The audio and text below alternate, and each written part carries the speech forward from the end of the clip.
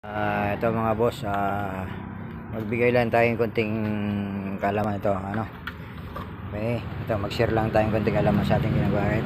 Yung timing change natin nito, ayan, nakita niyo po yan, ayan, ayan, yung kanto na to, ayan, tutukan po natin, yan, saka sintro dito, tapos unang-una papasok siya dito, okay, ayan, ayan, tutok natin, tapos yung valve cover natin kailangan tanggalin natin.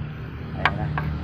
Ayan, yung una nating gawin, tanggalin natin ito, okay. Tapos yung timing niya dito sa lalim. Ayan, ulitin natin, dito, ayan. Ayan, ito. Okay. Ayan. Tapos kailangan yung uno, kailangan papasok yung filler gauge. Okay. Gawin tayo sa sigunyal. Ito, nag-warning device sa atin. Ayan, okay. Ayan, ito kailangan yung piston natin nakaangat. Okay. Ayan na. Ayan. Lalim tayo, lalim. Tapos nakasintro naman siya dito, nakasintro naman siya dito. Lalim naman siya, ayan. Ayan, ayan, okay.